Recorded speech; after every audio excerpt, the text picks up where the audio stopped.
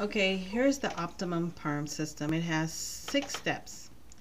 And this is my friend Karen, who has just taken out her sew-in and is now wanting a relaxer.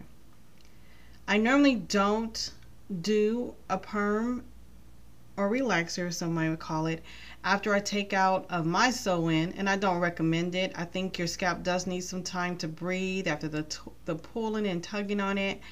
However, Miss Karen has a crush on a guy at work, and she just wants to look her best, as natural as possible. So she took out her sew-in, and now she's getting a relaxer, and she has convinced me into putting in her relaxer this evening.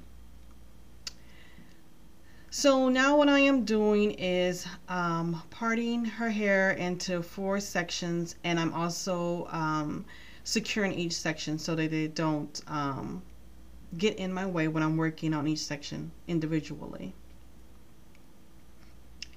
This is something that you definitely want to do as you're doing your own relaxer, because you'll work more efficiently in smaller portions instead of just having hair everywhere. This gives you more control.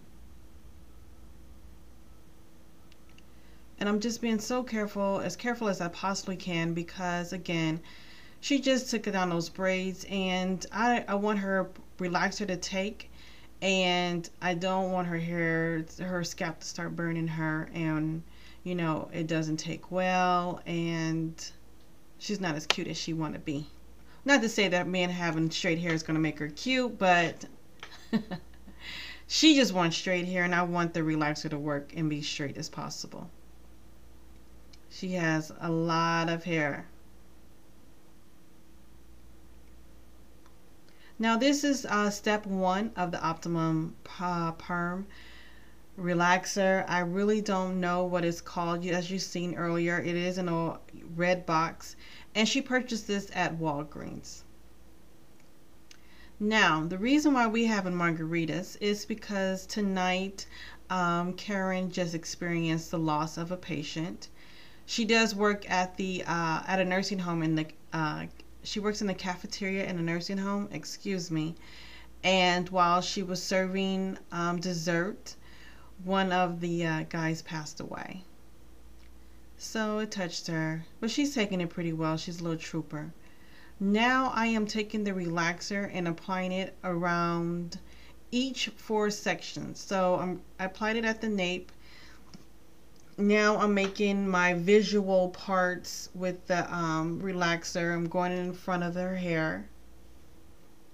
And you see why that was so important to put the protective cream on the skin, because sometimes the relaxer, the cream, it can get on those parts, because that's what's close to where you're putting it at, on your face and your ears and your neck. So that cream does protect your skin so it doesn't burn it.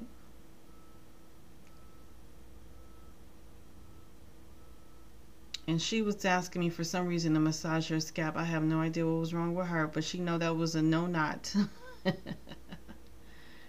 So starting off in the back, I am now applying the relaxer in sections. I'm parting her hair with a relaxer brush, and you see I'm just working their roots, the relaxer and roots.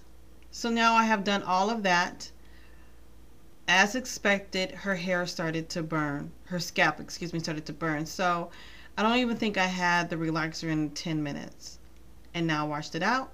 And now we are on to step 4. And this is the reconstructor.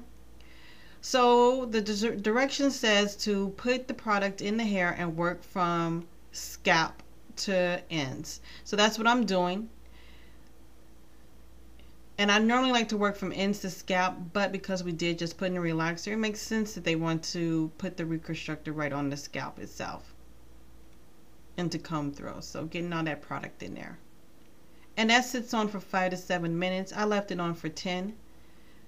And just because I want to always take preventive care of the hair. So I don't know, in my mind 10 minutes was great. So wash that out. Then I re-put it in leave-in. Excuse me. Step 6. And then I added Sally's Icon straightening cream, and that is her blow dryer. And this is my final result. I flat ironed her hair. I curled her hair with a flat iron. Excuse me. I did not cut her ends or trim her ends because it was very late. I was now tired and I didn't want to make a boo-boo, so I told her to come back when she needs her hair washed, and that's when I'll trim her ends. I think she'll